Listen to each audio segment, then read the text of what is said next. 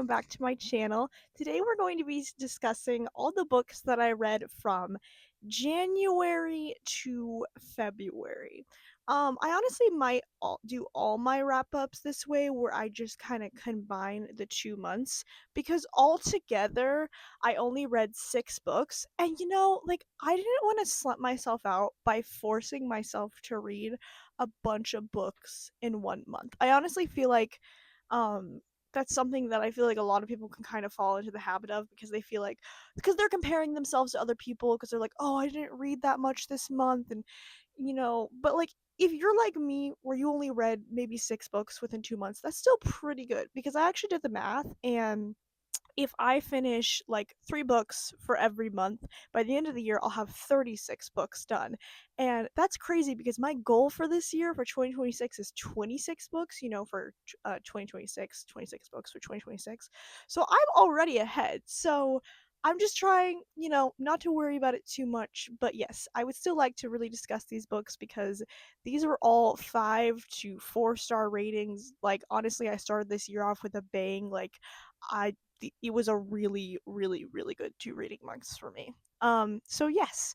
Anyway, so from January to February, I read 2 fantasy, 1 philosophical fiction, 1 romance, 1 sci-fi, and then another book that I would just call kind of lit fic.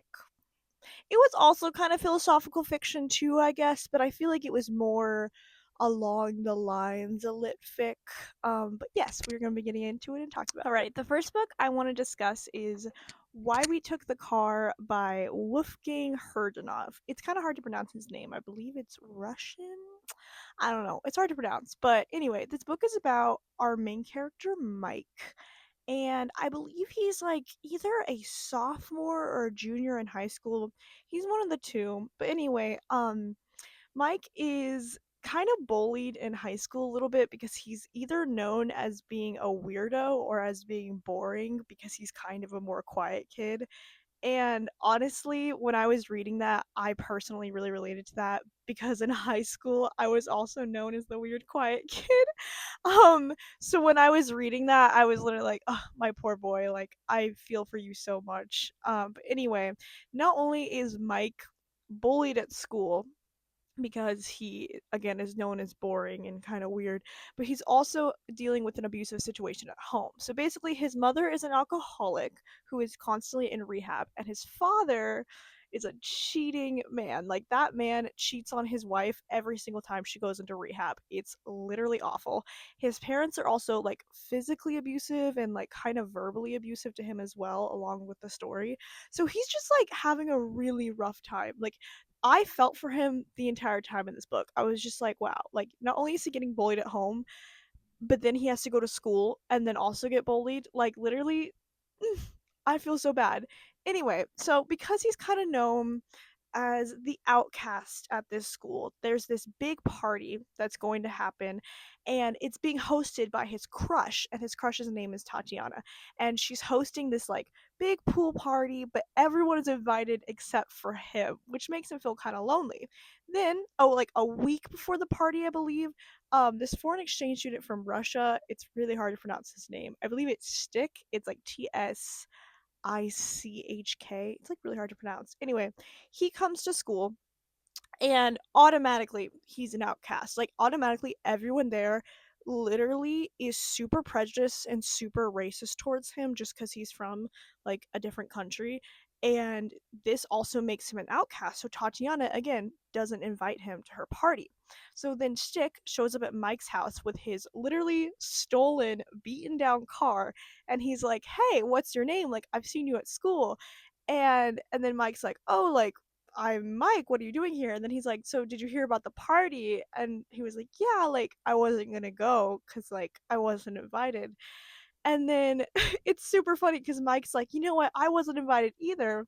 Let's go drive in my car." And it's literally, it's just that. Like, these two people, these two kind of outcasts at the school, they decide to go on this road trip across country, so that way they can prove to people basically that they're not boring anymore. And I loved this book. I thought it was so great because Not only is it kind of a coming of age story about how to be confident as a teenager and kind of learning how to deal with being bullied, but it's also a lot about like life too. Like there's a lot of passages in here, like really beautiful passages about friendship because Stick and Mike like become friends in this story. They become very close friends and they form this very like beautiful brotherly bond. There's also another character that we meet along the way who also becomes their friend.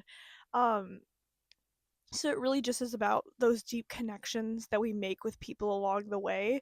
It's also about like why life is challenging and why it can be hard, especially if you are a teenager and like you just feel really left out and you feel like an outcast. And again, like I felt this book when I was reading it because I feel like if 17-year-old me read this book, like it probably would have really resonated with me because that was me like in high school. Like I was the weird quiet kid and I didn't get as bullied severely as Mike, thankfully, but I definitely still felt what he was feeling.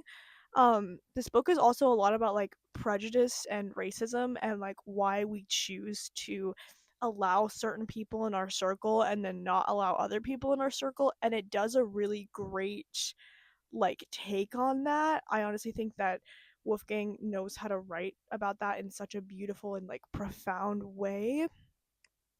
It's a lot about minorities. It's a lot about just like the human experience and specifically the experience of like a teenage boy that you would have like in life. And I just think like it was so beautiful. It was so beautiful. I gave it a 4.5 out of 5-star rating. And the thing is I wish I could have given it more, but the only reason I didn't is because for how beautiful this book was, I wish that it had like more umph to it. Does that make any sense? Like, you know when you read a book and you just wish it had more? You just like you can't help but finishing that book wishing that there was just more to it. And that's how I felt at the end of this book. I felt this weird mix of emotion where I was like, yes, on one hand, I am kind of satisfied with that conclusion and the story, and I am kind of satisfied with the way it was written, but I also wish we got more. And I was just having such mixed feelings while reading this. It's really one of those books where when you read a passage, you have to like let it sit with you for at least 5 minutes. You just have to let it marinate and like wash over you because it really is just that deep and that philosophical.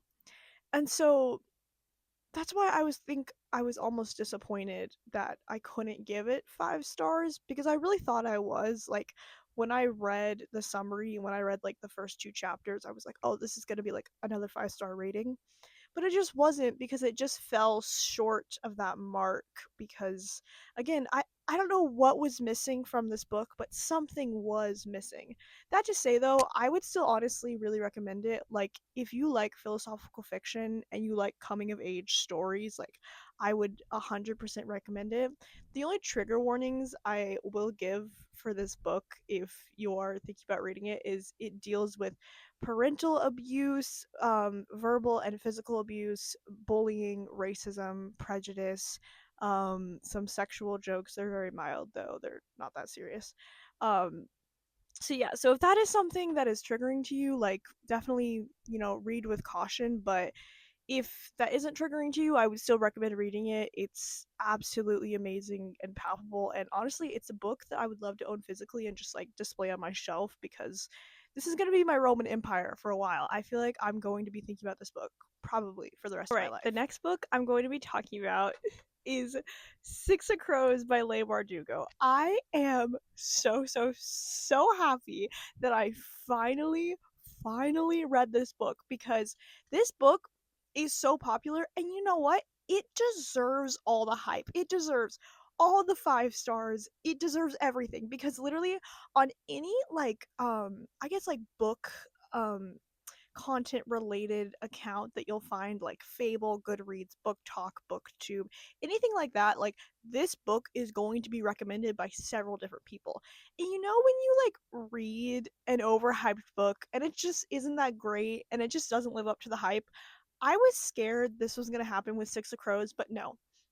Absolutely not. This book was beautiful. It was amazing, and I loved it. I loved it with my entire heart. I honestly could not love it more. For those of you who don't know, Six of Crows is basically about our main character, Kaz Brecker, and his ragtag gang of criminals.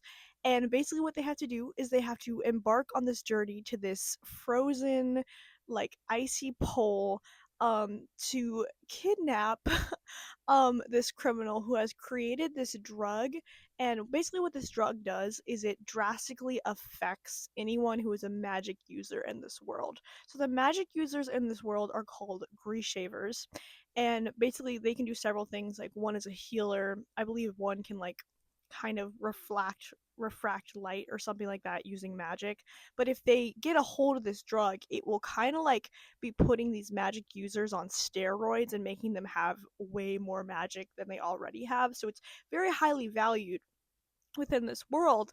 But it's also illegal, so they have to like steal the person who is in a prison cell in this like kind of like icy North Pole, in order to, get more of this drug made. And Kaz is given this deal by this man who's like, hey, if you go steal him from me, like I'll give you 50% of the drug, and I'll also give you like Chronos, which is like the money there. And I think he offers him like 1,000 Chronos or something like that. Like it's something crazy. And so Kaz is like, okay, I need money. And he takes his group of people. Their names are Inej, Matthias, Wylan. I forgot the other one. Anyway, it's like a group of 5 or 6 people, and they embark on this journey. And I loved it. I loved it so much. I will say though, like as much as I am recommending this book, I was stupid because apparently you're supposed to read the Shadow and Bone trilogy before you read Six of Crows and Crooked Kingdom. I didn't know that because I didn't know there was a Shadow and Bone trilogy. I thought it was just a duology of Six of Crows and Crooked Kingdom, but I was wrong, okay? I was stupid. So, yes, for as much as I'm recommending this book, please go read Shadow and Bone first because apparently if you read Six of Crows first, it gives you spoilers for Shadow and Bone. So, my bad. Oopsie. Probably still going to be finishing the series either way though. But anyway, I loved this book series. I mean this book. I loved it so much. The found family was everything. I loved every single character. Every like usually with found family books there's at least one character that I just don't really relate to or I kind of find boring or I don't really like, but nope, every single character like I loved and they felt like my friends and they felt like my family. I loved Kaz Brecker. If you know, you know. Kaz Brecker literally is the perfect man. I love him so much. He's beautiful. I loved all the other characters. I loved the magic system. It was such a unique magic system in this world. Like honestly, it's unlike anything I've ever really seen before in any other magic system that is in other fantasy books. I love the world building. Like it's set in this very like kind of, well, it's set in several different cities, but like the main city it's set in is like kind of eerie, and it's just like the perfect, it'd be like the exact place you would think a group of thieves would live. It's kind of described as a slum, but it's also described as like being like kind of by the coast, by the ocean. I don't know, the way Leigh Bardugo writes it, it sounds aesthetic and it sounds beautiful to me. Um like everything, like the story was beautiful, the story was perfect, the plot kept me gripped the whole time, which is perfect because I'm still kind of recovering from a book slump, so it's honestly kind of perfect that like Leigh Bardugo wrote a book that was able to keep me like engaged for that long. Like I think that is beautiful and that is perfect. um I also just loved the writing. Like there was so much about this writing where again, like there were times where I just had to sit with it for 5 minutes, because I just had to let it marinate and I had to let it wash over me. And I was like, wow, that was so beautifully and powerfully written. Like, it was so good. I cannot recommend any of the books in the Gris Shavers universe enough. Please go read Shadow and Bone first and don't do what I did, but still read these books honestly because they're so beautiful and they're so amazing and I am so happy that I finally read them. Apparently there's also a Netflix series. I don't know if it's clean or not. So I'm not entirely sure if I'm gonna be watching the Netflix series because the books are clean, but like I'm not sure if the Netflix series is. But if it is, I definitely will go watch it after I'm done reading all these books. And I might even make a separate video about all these books because they're just that good. I love it. I love it so much. All right, the next book I'm going to be talking to you guys about. I'm so excited to talk about this one. But that is The Missing of Claire de Lune by Christelle Davos. First of all, again, the cover art. The glare is kind of bad, but this is the cover art for it. Isn't that beautiful? It's similar to the first cover, which I have on my shelf right here. I have all three books. There's four. I still want to get the fourth one, but so okay. So this is the first one. Look how beautiful that is. And then this is the second book in the Mirror Visitor series. So yes, very similar art styles, but you can obviously tell like this is a different illustration. It's a different world on this world that they live in. And it's beautiful. I honestly like this cover better because it's yellow and like the gold lettering. Like I don't know if you guys can see that, but it's beautiful. These are the European editions. I'm pretty sure those are the only editions ever available, which I'm happy about because it's a beautiful book and I would honestly only want these covers and it's floppy. It's a floppy little book. I love a good floppy paperback if you don't know. That's just the best feeling. Anyway, enough yappy about the cover of the book. I just want to talk about this book. Oh my gosh, gave it a 5-star rating on Goodreads. I would have given it a 6-star if I could have. Because honestly, this is my favorite other than Six of Crows, this is probably my favorite book that I read all year. Like literally all year. I am so excited to be talking about this. For those of you who don't know, basically what the Mirror Visitor series is about, which is what this book series is in, it's about our main girl Ophelia, and she is living on this world called Anima, and she's an animist. And basically what animists are is they can touch an object and they can let you know like the history of that object, but it's almost like they're watching a movie in their head. So they'll touch the object and they'll be able to see like kind of its past life, like where it came from, who had it before you, and again it's almost like it plays like a movie in their head.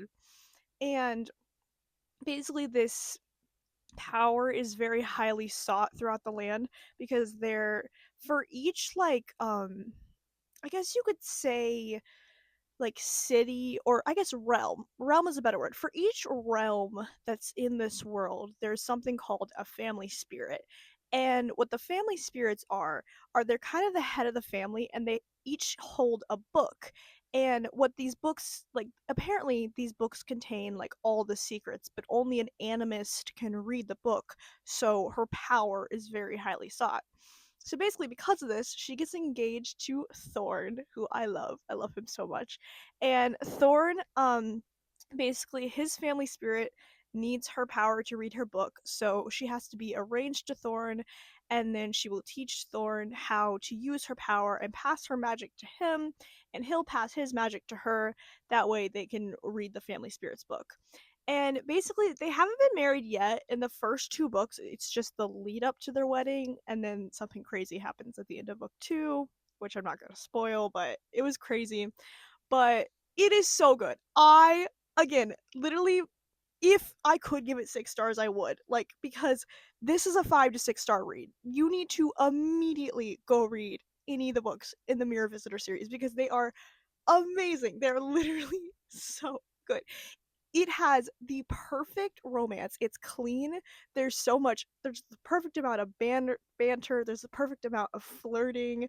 There's the perfect amount of like tension and passion while it all still being clean, which like I love that, like here I only recommend clean books, so I love that's in this book. I love the found family. Every single character like I love in this book, minus like the characters that I'm meant to hate, like the villains, but like most of the characters, and there's a big cast of characters in here, like I love, like I literally eat it up every single time I see them on the page. I love Ophelia. Honestly, you know what this book reminds me of? It kind of reminds me of a mixture between Jane Eyre and Beauty and the Beast, because Ophelia kind of reminds me of Jane Eyre and Thorn kind of reminds me of like Mr. Rochester and the Beast. And you know how like those two are kind of like forced to live together? Like they're not forced into a marriage like in this book, but like it's kind of similar. Like it kind of has those similar vibes, I would say this book does. Um and honestly, like I really relate to Ophelia. Like it's funny because she has like short brown curly hair, like I do in the book, and every time I read that, I'm like, Queen, I do too. She also has this very like strong-willed, quiet personality. Like she is very quiet and introverted, but she also like she has this beautiful strength and this beautiful strong will that like I kind of rarely see in female characters. Like I feel like usually when female characters are strong-willed, they're usually more loud and outspoken, but she has this very like quiet power to her, which I think is very beautiful and I think that's very interesting. And I really relate to her in that way. And that's also why she reminds me of Jane Eyre, which is also why she reminds me of me, because Jane Eyre also reminds me of me. That was a mouthful, but you get the gist of what I'm saying. It reminds me of those two stories. And it's perfect and beautiful. There's also like a lot of mystery in this book. Like honestly, I thought it was gonna fall into second book syndrome, which is basically where the second book isn't as good as the first book, but it wasn't. Like I again, like I said, I'm kind of recovering from a book slump, and this book is book slump approved because I was still at the edge of my seat the whole time with this book. Like the plot was amazing, it kept me engaged, it kept me on my toes, and the ending, guys, it literally ended on a cliffhanger, and I need to read the third book immediately because it ended on a cliffhanger. And I'm so mad about that, but I'm also kind of happy about that because then it makes me want to read the third book. The writing style, like Christelle Dabos, oh my gosh, she writes so profound and so beautifully. Like she just knows how to incorporate these incredible like poetic prose in her writing, and I just think that's amazing. And again, this is another one of those books where I just had to sit down with it for a few minutes after reading that. Literally, now that I think about it, there are a lot of books on this list where they were just kind of philosophical and I just kind of had to like sit with them for a minute. So that's kind of funny that we have a trend going on here with books like that.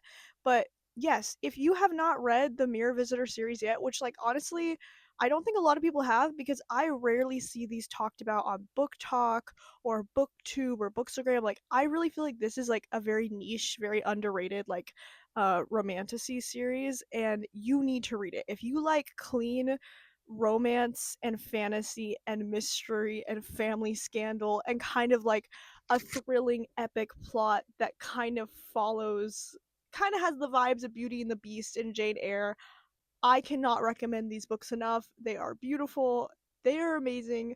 I honestly might make a separate video about these books once I finish every book in the series. I would also like it to be made into a TV show because I feel like I would eat that up. I feel like I would 100% watch that if this was made into a TV series. So if anyone's out there, I'm just kidding. But yes, please, please go read these books. Please, like immediately put it on your TBR list because they are so The good. Next book I'm going to be talking about is The Boy, the Mole, the Fox, and the Horse by Charlie Maxky. I love this book. I love this book so much. I was given this book for Christmas by my sister and her boyfriend. So, hi Nate and Birdie, if you're watching this, thank you for this book because I loved it. First of all, I just want to talk about the cover. It's so pretty. Look at the gold lettering and like the little illustration.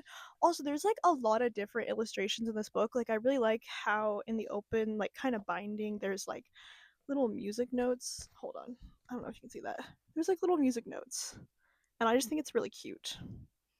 Um yes. There's also more illustrations. Let me find them. Like there's this one. I don't know if you can see that, but very, very pretty. Just like really pretty artwork in this book. I kind of like it because it's not just colored. Like sometimes it will be like a colored sketch, but then sometimes it will be a sketch like this where it's kind of just black and white, and I just really really like that about this book. This was probably my second philosophical fiction, like similar to Why We Took the Car. I would consider this philosophical fiction. I gave this a 5-star rating on Goodreads. Honestly, again, if I could have given it 6 stars, I would have. Absolutely 1000%. I am like a firm believer that there is a book for everyone out there, and I'm also a firm believer that there are certain types of books that people need to read at least once in their lifetime. Like at least once, because like I just think there are certain books out there where if you don't read them at least once, like you just won't know, and I think that they will affect everyone in a very certain way. And I believe this is one of those books. I honestly think like even if you're not a reader, and especially if you're not a reader, you should still go and read this book because first of all, it's super short. It only took me 30 minutes to finish, which is like really good. Like 30 minutes, like that's literally like no time at all.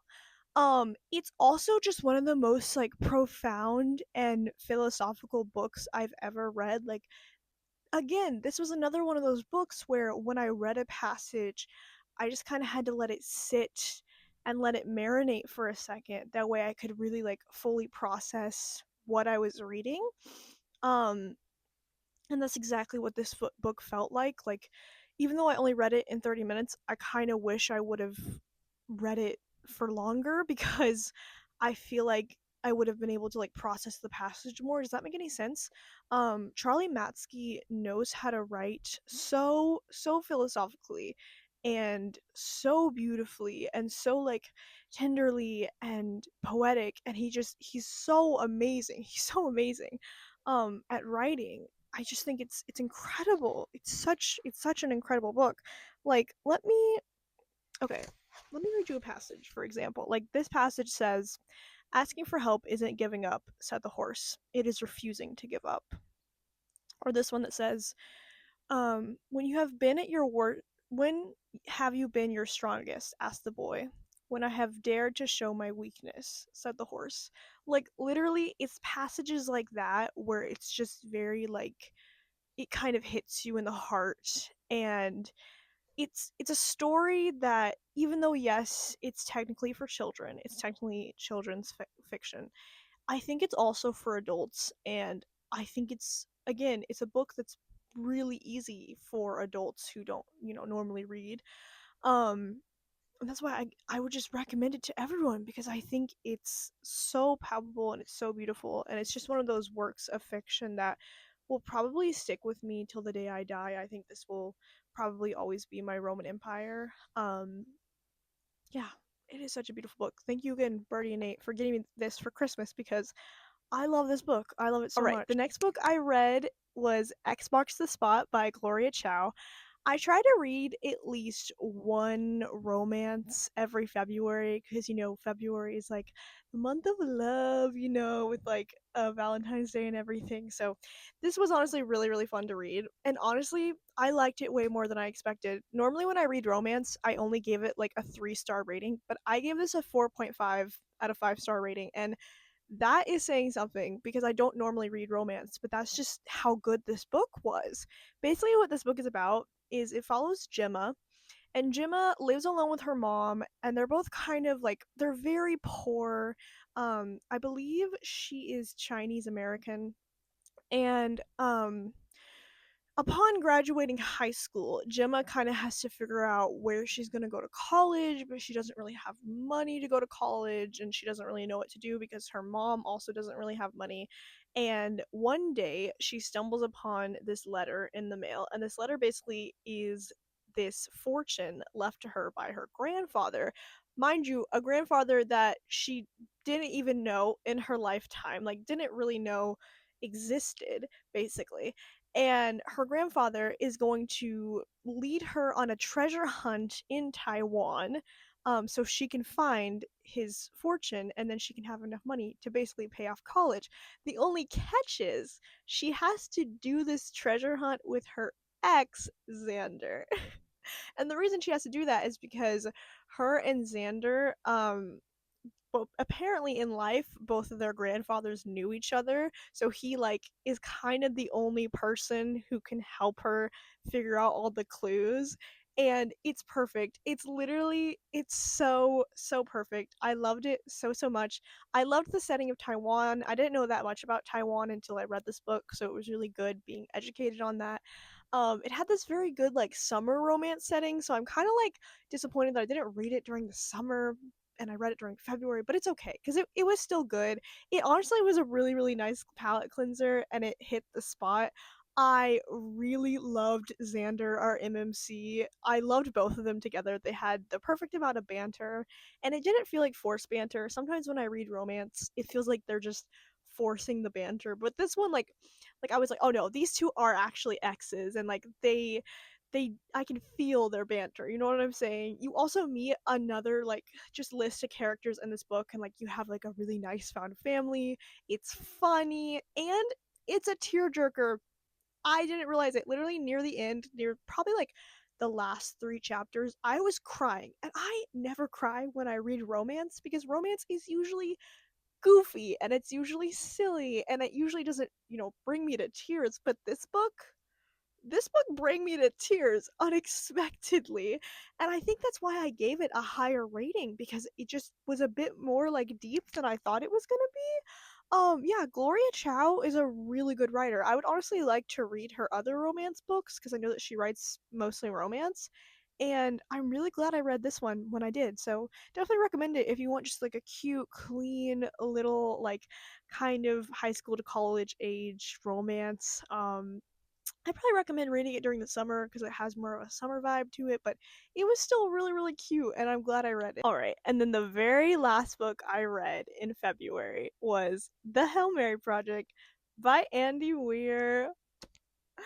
I loved this book. I love this book so much. I gave it a 4.5 out of 5-star rating. Thought I was going to give it more, but that's okay.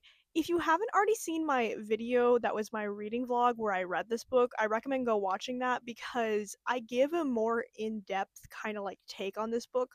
So I'm really not going to be talking about it a lot in this video just because I already talked about it so much in that one. So probably go watch that one after you're done watching this one. But still absolutely loved this book.